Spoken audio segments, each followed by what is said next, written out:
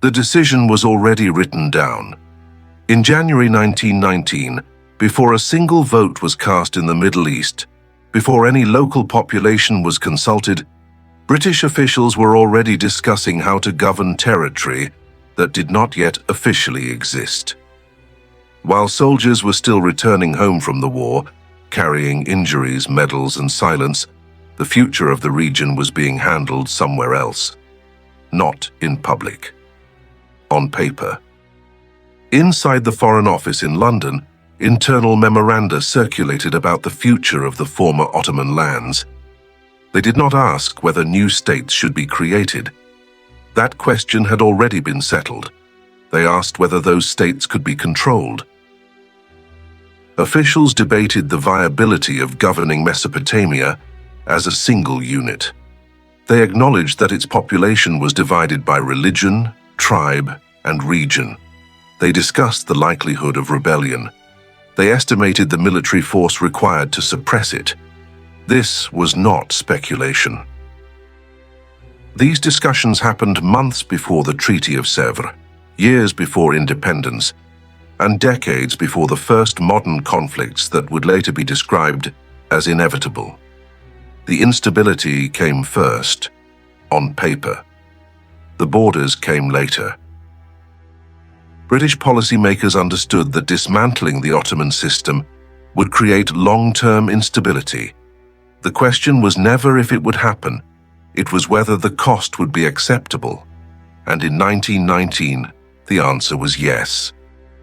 To understand why that answer was possible, you have to step backward, not to the war, not to the treaties, but to the system that existed before anyone thought it necessary to redesign the Middle East at all. Because what collapsed was not a vacuum. It was an imperial order that had learned how to survive difference. If you're interested in this, subscribe. More analysis like this is coming. For more than 4 centuries, the Ottoman Empire governed most of the Middle East without attempting to turn it into a unified nation-state. That fact alone separates it from what came after. From the defeat of the Mamluk Sultanate in 1516 and 1517, when Ottoman forces absorbed Syria, Egypt, and the holy cities of Mecca and Medina until the First World War, Ottoman rule in the Arab provinces was defined by restraint. Authority existed, but it was rarely intrusive.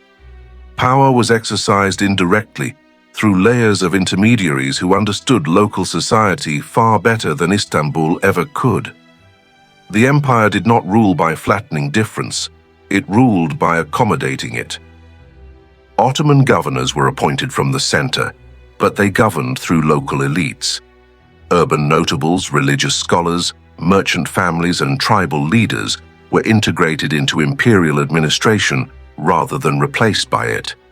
This allowed the empire to extract loyalty, taxes, and soldiers without provoking constant rebellion. Religious diversity was managed through structure, not ideology. Under the millet system, religious communities governed their own internal affairs. Marriage, inheritance, education, and communal discipline were handled within each community, reducing friction with imperial authority. The state did not need to adjudicate every difference, because it did not insist on uniformity. Sunni Islam occupied a privileged position within the empire, but Shiite communities were not treated as an existential threat. They were taxed, regulated, and largely left alone. Ethnic identity mattered socially, but rarely determined access to political power. Being Arab, Kurd, Turk, Armenian, or Greek did not automatically define one's relationship to the state. What mattered was loyalty. This was not tolerance in the modern sense. It was hierarchy and pragmatism. But it worked. In the Arab provinces, Ottoman governance was especially indirect. Cities like Damascus and Aleppo functioned as administrative hubs with long traditions of autonomy. Baghdad, despite periods of unrest, was governed through local elites who mediated between imperial authority and urban society. Basra operated as a commercial gateway to the Gulf, shaped as much by trade as by imperial command. Jerusalem, now often portrayed as eternally volatile, spent much of the Ottoman period as a relatively quiet provincial city. Its religious significance was acknowledged, but it was not governed as an ideological battleground. The empire prioritized order, not transformation. This arrangement did not eliminate conflict. Revolts occurred. Power struggles erupted. But conflict rarely threatened the integrity of the system itself. Because the system did not ask people to define themselves politically in opposition to one another. Identity was layered, flexible, and situational.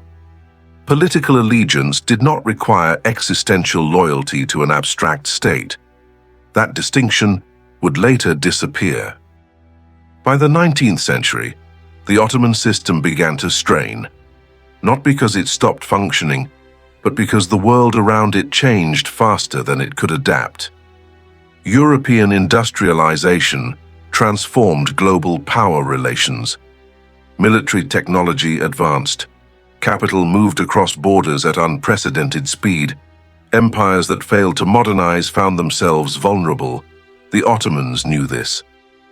Beginning in 1839 with the Tanzimat reforms, the empire attempted to modernize its administration, military and fiscal systems. Central authority expanded. Bureaucracy grew. Tax collection was standardized. Conscription widened. These reforms were intended to preserve the empire, not dismantle it, but they altered the internal balance. Census-taking hardened identities that had once been fluid. Legal reforms blurred the old boundaries between communal autonomy and state authority. Local intermediaries lost power, and with them, the ability to absorb social tension. The empire was still functioning, but it had less room for error, and just as that room narrowed, European powers moved from pressure to penetration. By the mid-19th century, the Ottoman Empire was no longer treated by Europe as a sovereign equal. In London, Paris, and St. Petersburg, it had become an object of calculation, the so-called Eastern Question. The assumption was not whether the empire would decline, but how that decline could be managed without destabilizing Europe itself. Economic intervention came first. Capitulation agreements granted European merchants extraterritorial privileges inside Ottoman territory. They were exempt from local courts and taxation. Ottoman industries struggled to compete with cheap European imports. Trade imbalances deepened. Debt followed. By 1881, the Ottoman Public Debt Administration placed large segments of imperial revenue under foreign control. Customs duties, salt taxes, and tobacco monopolies were supervised by European creditors. Sovereignty became conditional. Reform was demanded constantly but selectively. Modernization was encouraged when it opened markets or secured routes. Political autonomy was tolerated only when it aligned with European interests. For Britain, the logic was brutally clear. India was the priority. The Middle East mattered because it sat between London and Delhi. Egypt mattered because the Suez Canal, opened in 1869, had become the empire's main artery. Control of the Eastern Mediterranean and the Persian Gulf mattered because maritime dominance sustained global power. A strong, independent Ottoman state could obstruct these interests. A weakened one could not. British officials understood the consequences of this imbalance. Internal correspondence acknowledged that economic dependency undermined legitimacy. They knew that reform imposed under foreign pressure destabilized local authority. They accepted it, because empire does not reward restraint. By the early 20th century, the Ottoman Empire was still governing vast territories, but it no longer controlled its own fate. Its sovereignty had been compromised long before its armies were defeated. European diplomats debated its future openly. Maps were drawn speculatively. Spheres of influence were imagined before territory was acquired. When war came in 1914, it did not create this situation. It resolved it. When the Ottomans entered the First World War on the side of Germany in November 1914, British policy hardened almost immediately. Preservation disappeared from discussion. Within months, British officials assumed the empire would not survive the conflict. Planning shifted from reform to replacement. What that replacement would look like was still unclear, but one thing was already decided: the Ottoman system would not be preserved. That decision, taken quietly during wartime, would shape everything that followed. Because once the system that managed difference was removed, something else had to take its place, and whatever replaced it would not inherit the same flexibility. It would demand coherence where none yet existed, and that demand would carry a cost. War as a mechanism, promise as a tool. Once the decision was made to dismantle the Ottoman system, war became more than a conflict. It became a mechanism. The First World War did not simply defeat the Ottoman Empire. It created the conditions under which its territories could be redesigned without consent, without clarity, and without accountability. By late 1914, British officials no longer discussed whether the empire could be preserved in some reformed form. They discussed how to extract advantage from its collapse. That extraction required allies, and allies required promises. In 1915, as the war ground on and British forces struggled in multiple theaters, attention turned to the Arab provinces of the Ottoman Empire. The logic was simple. If Arab leaders could be persuaded to revolt against Istanbul, Ottoman resources would be stretched thinner, German influence would weaken, British leverage would grow. That logic produced the McMahon-Hussein correspondence. Sir Henry McMahon, British High Commissioner in Egypt, exchanged letters with Sharif Hussein of Mecca, the custodian of Islam's holiest cities and a figure of symbolic authority in the Arab world. The letters were carefully drafted, deliberately vague, and politically effective. In exchange for revolt, Britain implied recognition of Arab independence after the war. What independence meant was never clearly defined. Borders were not specified. Political structure was not clarified. Exceptions were buried in ambiguous language. British officials understood the ambiguity. They relied on it. The correspondence was not intended to produce a legally binding blueprint. It was intended to produce action. And it did. The Arab Revolt began in 1916, tying down Ottoman forces and creating the image of an Arab uprising aligned with Allied victory. The revolt mattered militarily, but it mattered even more politically. It allowed Britain to claim that the post-war order reflected local participation. At the same time, Britain was making a very different set of promises elsewhere. In May 1916, British and French diplomats concluded the Sykes-Picot Agreement. This time there was no ambiguity. The agreement divided the Ottoman Arab provinces into zones of direct and indirect control. France would dominate Syria and Lebanon. Britain would dominate Mesopotamia and the territory extending toward the Persian Gulf. Palestine would fall under international administration. The lines were drawn with rulers and pencils. Rivers mattered, ports mattered, trade routes mattered, social cohesion did not. British officials knew the agreement contradicted the spirit, if not the letter, of promises made to Arab leaders. They justified it as a wartime necessity. Diplomatic unity with France mattered more than future political clarity in the Middle East. Once again, the assumption was that contradictions could be managed later. Then in November 1917, Britain added a third commitment. The Balfour Declaration was issued as a short letter from Foreign Secretary Arthur Balfour to Lord Rothschild, expressing British support for the establishment of a national home for the Jewish people in Palestine. The language was deliberately cautious. It spoke of a national home, not a state, It promised not to prejudice the rights of existing non-Jewish communities, but it was also transformative. For the first time, a major imperial power publicly endorsed a demographic and political project in a territory whose population had not been consulted.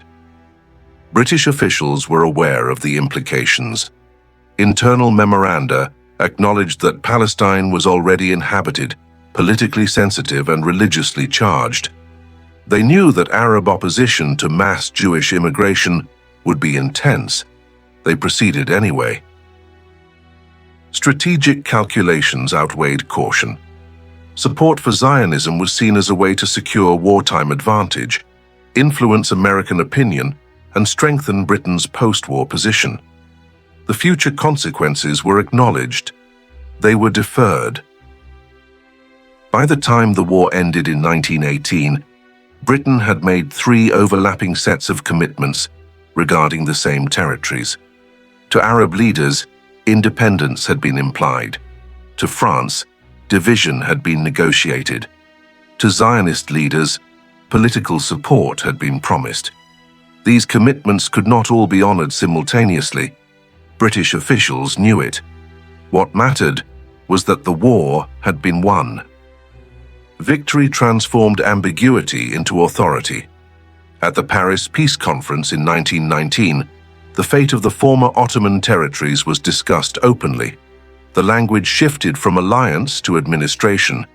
The mandate system, formalized under the League of Nations, provided legal cover. Territories were declared not yet able to stand by themselves. Mandatory powers would guide them toward independence. In practice, this meant imperial control without formal annexation. Britain accepted mandates over Mesopotamia and Palestine. France took Syria and Lebanon. The Ottoman system was formally dismantled. The question now was, what would replace it? In Mesopotamia, British administrators confronted a problem they had already identified on paper. The Ottoman provinces of Basra, Baghdad, and Mosul had different administrative histories, economic structures, and social compositions. British officials debated whether they should be governed separately. They chose to merge them. The new state of Iraq was created not because it reflected an existing political identity, but because it simplified administration and secured access to oil, particularly in Mosul. Sunni Arab elites, who had served in Ottoman administration, were elevated to positions of power. Shiite clerical networks were viewed with suspicion. Kurdish regions were incorporated without serious consideration of autonomy. British memoranda acknowledged the risks. They anticipated resistance, they predicted instability, they calculated troop requirements, they proceeded anyway. Palestine posed a different challenge. Unlike Iraq, it could not be governed through a single compliant elite. Jewish immigration increased steadily under British supervision. Arab political mobilization grew in response. British administrators were tasked with facilitating 2 incompatible projects at once: the establishment of a Jewish national home and the maintenance of order among a majority Arab population that opposed it. Reports warned of escalating tension. Intelligence assessments predicted violence. British policy responded with delay. Commissions were formed. Reports were written. Recommendations contradicted one another. Ambiguity remained the organizing principle. In Transjordan, Britain took a more pragmatic approach. East of the Jordan River lay territory that Britain did not wish to administer directly and did not wish to abandon. The solution was to create a new political entity and install a Hashemite ruler, Abdullah, brother of Faisal. Transjordan was designed as a buffer. Its institutions were minimal. Its political life was tightly controlled. British advisors shaped policy. Security mattered more than participation. Stability was defined as quiet. Across the former Ottoman Arab provinces, a pattern emerged. British administrators prioritized governability over legitimacy. cost over cohesion, control over consent. This was not the result of ignorance, it was the outcome of experience. The Iraqi revolt of 1920 had already demonstrated the price of direct rule. Tribal coalitions had attacked British positions, railways and telegraph lines were sabotaged, British casualties were high, the financial burden was enormous. The lesson drawn was not to abandon the project. It was to redesign it. Indirect rule was cheaper. Air power was cheaper than infantry. Monarchies were cheaper than mass participation. Instability could be managed. By the early 1920s, British officials wrote openly about the dangers embedded in their designs. In Iraq, they warned that minority rule would entrench resentment. They acknowledged that Shiite exclusion would undermine legitimacy. They recognized Kurdish aspirations as unresolved. In Palestine, they admitted that competing national movements could not coexist indefinitely under British supervision. These warnings circulated. They were not ignored. They were accepted as trade-offs. What mattered most was time. British policymakers believed they could manage instability long enough to secure strategic interests, stabilize friendly regimes, and eventually withdraw. The assumption was that future governments would adapt. That assumption would shape everything that followed.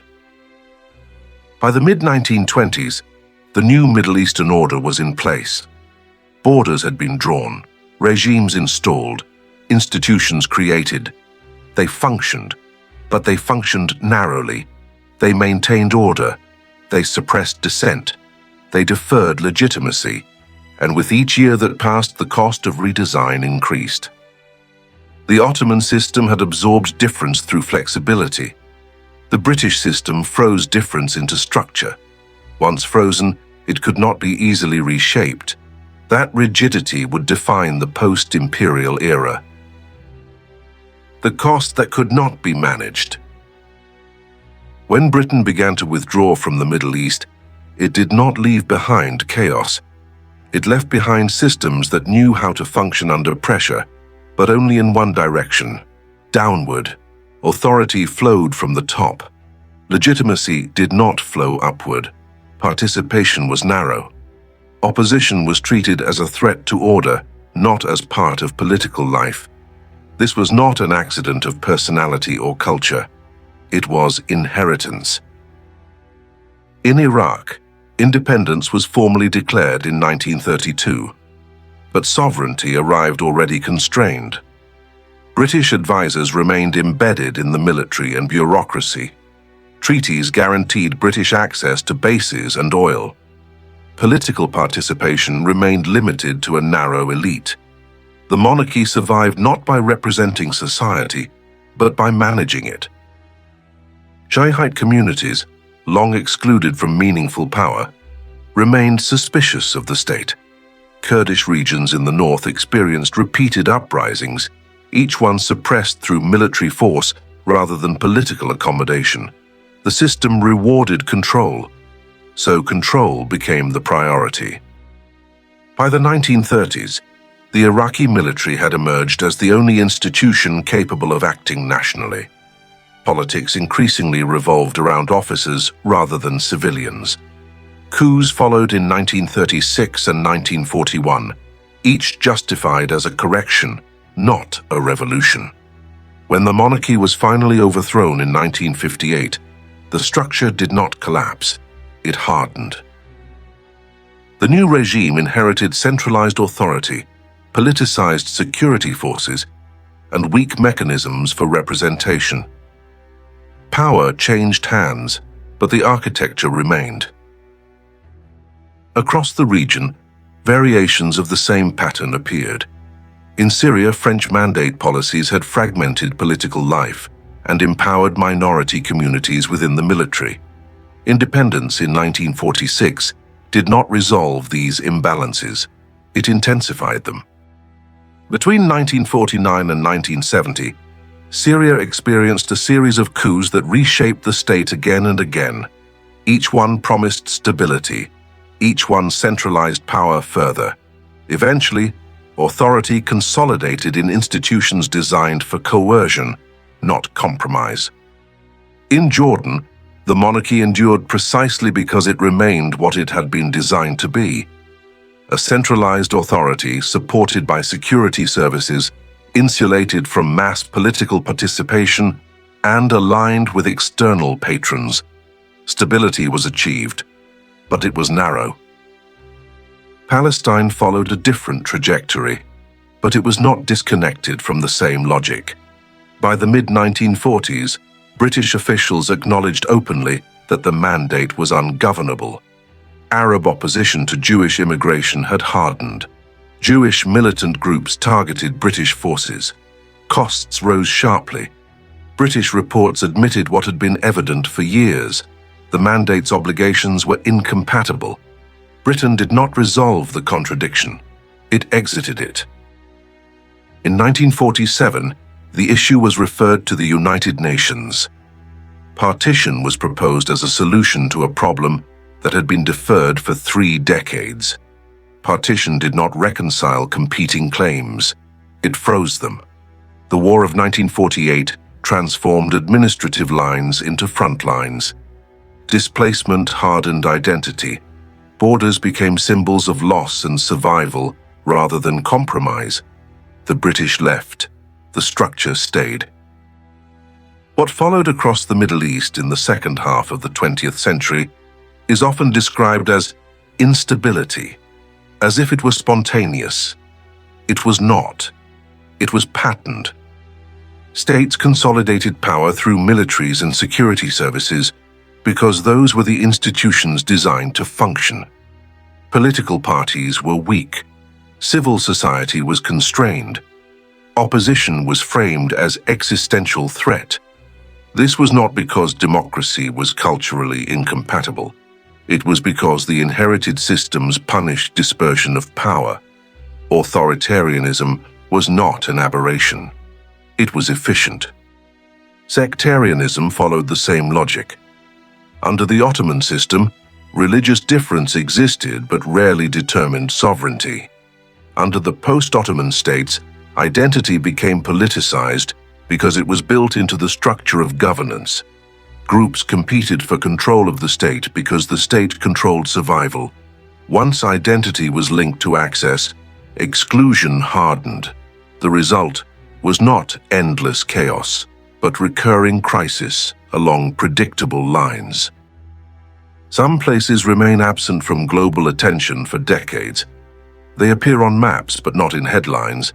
They exist in geography books, but rarely in political debates. Then, almost without warning, they return to the center of strategic discussion. Greenland is one of those places. For most people, it is associated with ice, isolation, and distance. A vast landmass with a small population, far removed from the centers of power that shape global politics. British officials had anticipated much of this. Interwar correspondence warned that minority rule in Iraq would entrench resentment, that delaying self-determination in Palestine would radicalize opposition, that artificial borders would constrain political development. These were not hidden insights, they circulated. They were accepted as costs. Empire does not require belief in permanence. It requires belief in manageability. British policymakers believed they could contain instability long enough to secure strategic interests and withdraw responsibility. They were half right. They withdrew. Instability remained. The mistake is often framed as one of ignorance. That framing is comforting. It suggests that better understanding, better intentions, or better cultural sensitivity might have produced a different outcome. The historical record suggests something less reassuring. Understanding existed. Warnings existed. Alternatives were considered. They were rejected because they were expensive, complicated, and politically inconvenient. The Ottoman system had been imperfect, hierarchical, and slow to reform, but it had managed difference without demanding ideological unity. What replaced it demanded unity before the conditions for unity existed. That demand did not disappear with empire. It became the central problem of the modern Middle East. The decision made in 1919 was not about borders alone. It was about replacing a system that absorbed diversity with one that required coherence. British officials knew that this replacement would generate long-term instability. They debated it explicitly. They documented it thoroughly. They proceeded, not because they misunderstood the region, but because the region was not the priority. Cost was, control was, time was. The instability that followed was not inevitable. It was chosen. Deferred geographically, deferred politically, deferred generationally. The people who live with it now were never part of the calculation. The story is often told backward, as if instability came first and intervention followed, as if failure was inherent and structure was a response. The record shows the opposite. Design came first. Warnings came before decisions. Consequences came later. The Ottoman collapse did not create chaos. Its replacement did. And Britain knew the cost.